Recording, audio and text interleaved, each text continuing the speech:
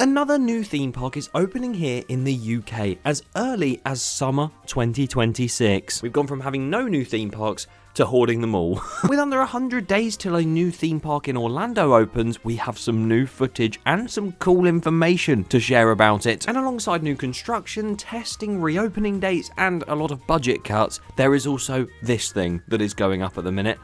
It looks ridiculous. As you can tell, it has been one busy week as per usual, because all that and even more has happened this past week in theme parks.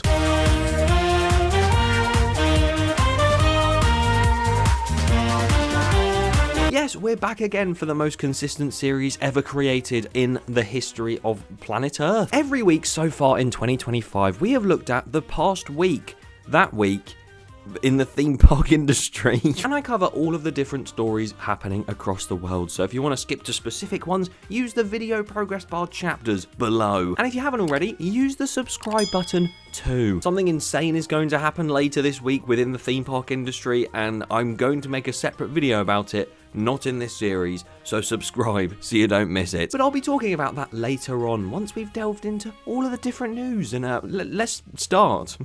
Shall we? And this week, unlike usual, there's not actually many continuations of construction.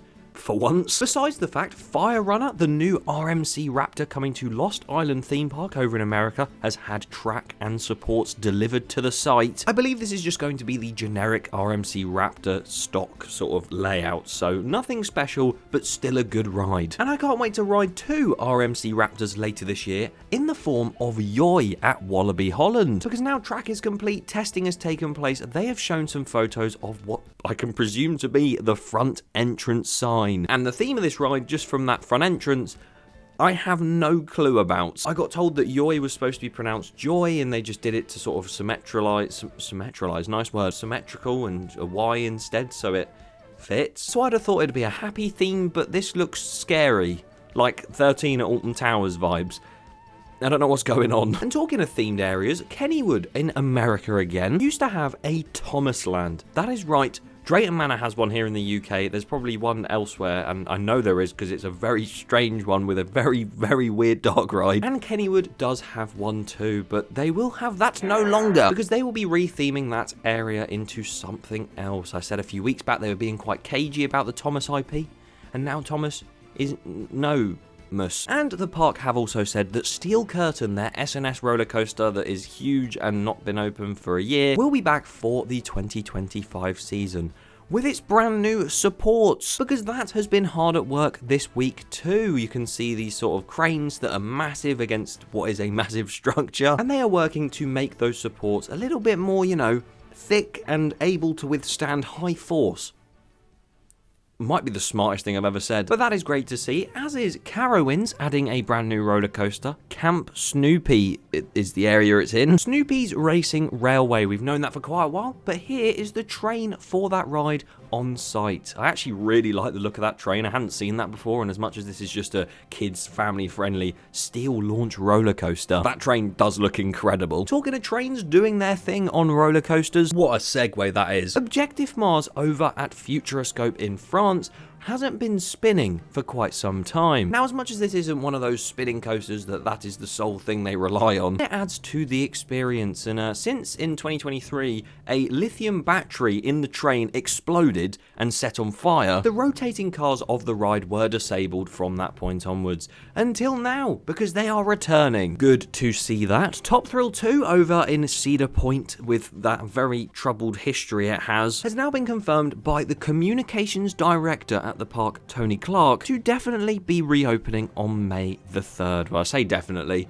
We don't know if it's going to open on May 3rd and close on about May 5th, but I'm glad to see it reopening. On the return as well, Pepsi Orange Streak returned at Nickelodeon Universe. I think that could be the most out-of-place sponsor for a ride I've ever seen, but we have a famous ride, the Pepsi Max Big One, that just has a Pepsi can at the start of the ride. I was aimlessly scrolling in the past week as well, and I found Falcon's Flight, a video from the top of the cliff where that massive drop is, and it looks insane. I mean, they seem to have filmed it on a potato because it looks about 180p, but I genuinely cannot imagine the sense of scale when you're up there. A rumour is starting to circulate about Disney World in Orlando and the fact they may start building their brand new Villains Land in March of this year. Disney, of course, have always been very family friendly and very happy, so to see them do something quite sinister, fantastic. Let's just hope with how much they work with Vekoma, it is not an SLC in that land. A very unique wooden roller coaster at ZDT Amusement Park,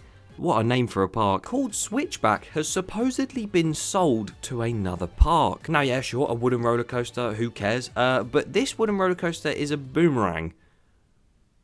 Yeah. Now, it's not actually certain if it's been sold right away, or if it's going to be sold, or if it's not even sold. It might just be fake trolling. But I'd be very interested to see where that goes. I think it'd suit somewhere like Flamingo Land, for instance, in the UK. Not only are we hoarding new theme parks, but new coasters too. But we're not hoarding new re-themed lands.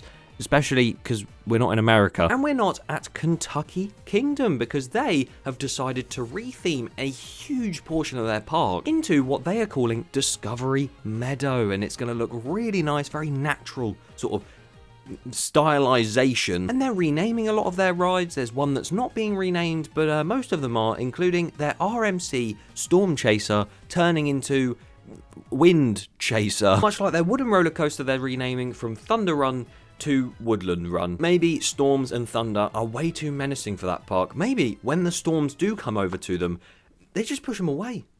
You're not allowed in Discovery Meadow. Speculation has arisen from the local press in Brühl, Germany, for Phantasialand to potentially expand into a huge portion of trees for their park. Although as much as that is past week news, that election to potentially talk about that doesn't come till the 14th of September. So I don't think we're going to be finding out about that anytime soon. This next September in theme parks. But I love Phantasialand, and I'd be very intrigued to see what they do in that area. As I'm very intrigued to see what Bellewaerde in Belgium are doing with their brand new roller coaster. I wasn't even sure what this is. I know of Bellewaerde, of course, but I didn't know they were building a new ride, let alone what it's supposed to be. And from these construction images, you can barely see anything because it's just mud and a bit of like footer work. But they're supposed to be getting a Vekoma suspended thrill coaster, much like the one at Emerald Park and also Tripsdrill. And those rides look amazing. I've heard such great things. So good that I might even go ride one myself this year. So to see another one so close to home in Belgium as well,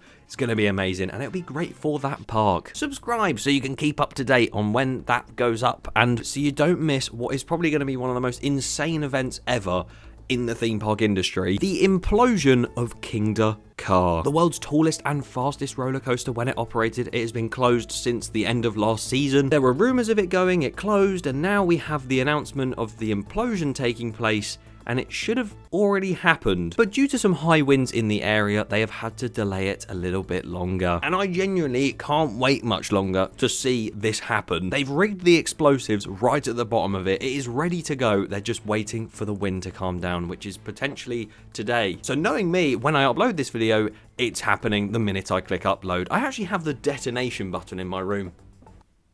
But I'm not going to leave it till next week to talk about that. I'm going to talk about it in a separate video, because I'm sure there'll be footage of it and I want to see that, and it's going to be crazy. As will be a brand new Mack ride coming to Portugal in Europe. Now, over the past few weeks, we have had some photos of that ride going up, and we've just seen sort of like a drop looking structure and maybe like a little bit of track and support. Looked a bit like Hyperia, but not in the colors of a cigarette. But a recently updated construction image has come out, and it looks like this now. What on earth? Now, looking at it from a glance, it looks very compact and a very short layout. But what we really need to look at is in the background, you can see an inversion that sort of either rolls up into an outer bank and then dives down, or it goes up into an Illman and out into a roll downwards. Either way that is taken, that is going to be mental. And then, of course, right in front of that, you've got this huge triple barrel roll.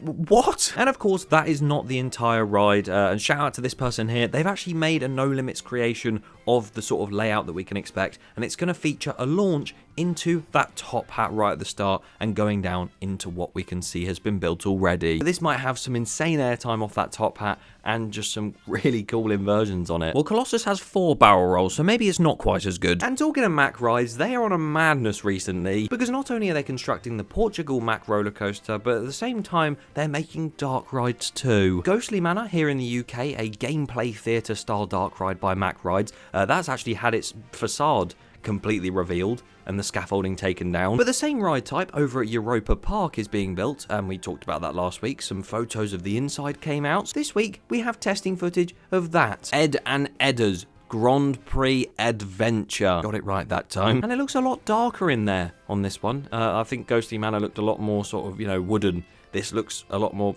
just black walls. But it is great to see that testing. And keeping on the topic of Mack rides being crazy and doing silly things, they are of course making two of what could be the best roller coasters in the world over at Epic Universe in the form of Stardust Racers. No, hang on. Is it Starfall or Stardust now? Oh god, I'm so stupid. But either way, those two coasters you'd think would have a 1.4 meter height limit in the UK, or maybe 1.3 because of Hyperia. No. Because Epic Universe have revealed all of the height restrictions for all of the rides. And as much as all of them are really good, you have like 1 meter height restrictions for some of the dark rides and 1.1.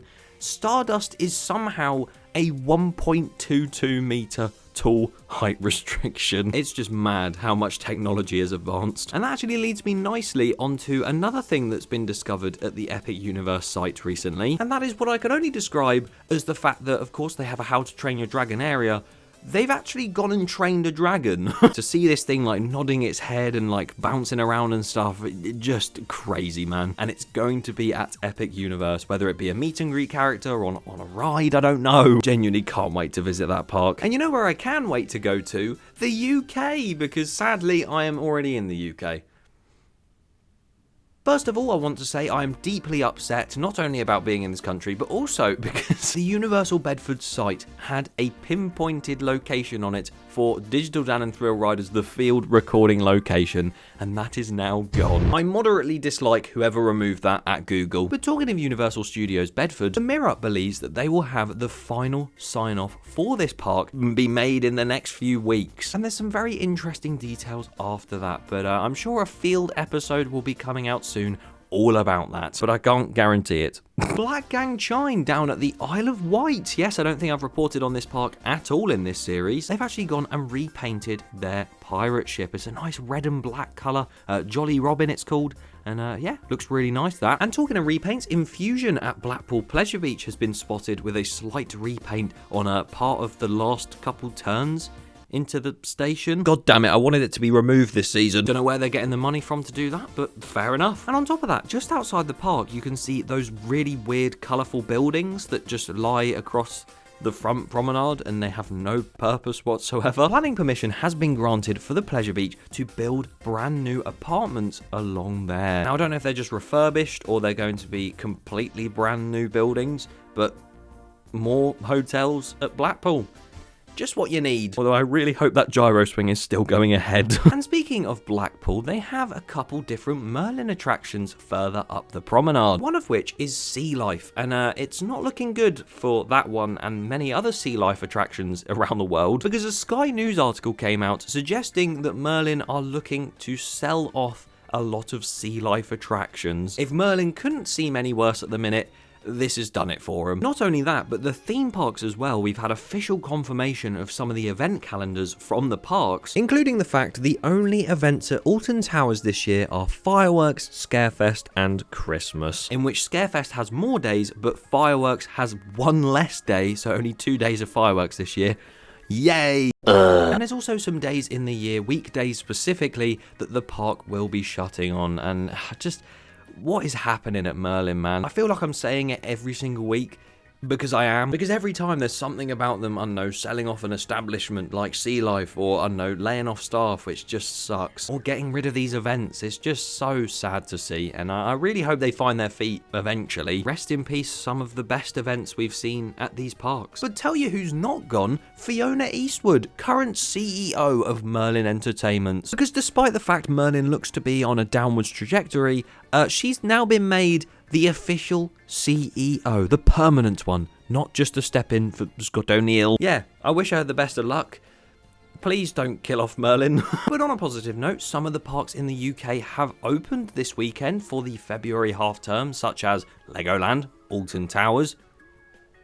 I think that's about it. And various updates have been spotted, including Deep Sea Adventure that has reopened over at Legoland Windsor, officially, although I did it like in January, so I don't know how that makes sense. And some updates at Alton Towers too, but if you want to see those updates at Towers, subscribe because there's a vlog coming. And on top of all of this happening, a brand new theme park has been announced to come to the UK. Yes, that is on top of the one that I can't pronounce and the Universal Studios Bedford plan. This is another theme park on top of them two. And this one is actually going to be more like the, oh god, I don't want to pronounce, Puy de Fou. It's going to be more like that in the fact that it won't have any rides at all, but will have shows and different themed areas, and it will just be a nice place to go. And it's going to be known as Kinren, the Storied Lands, a brand new time-traveling theme park set to open in summer 2026.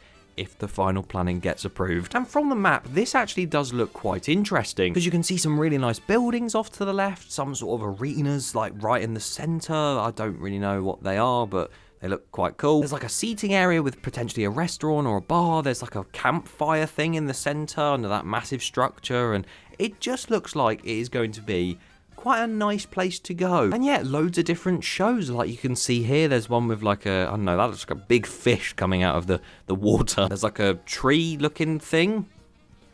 Don't know what that is. That looks like a jousting show in that arena we saw at the top of the map. That looks really cool. It'll be in the northeast of England, and from some of these photos and some of the research I've done, especially that and also the, but I'm not going to try it again. This does look like it's going to be a very popular and amazing attraction theme park to go to. People literally say the shows at some of these places are the best things they've ever seen, so definitely worth going. I know, like I said last time, it's got no rides, so it doesn't really bother me much, but I think seeing more of what this one's about, I'm quite intrigued. Maybe that'll be the first UK park to get an RMC. But yeah, a new theme park in the UK, loads of construction, a pending implosion of a ride, and loads more. Subscribe so you don't miss next week's updates. And also that video on the Kingda car implosion, because it's going to be crazy. Bye-bye!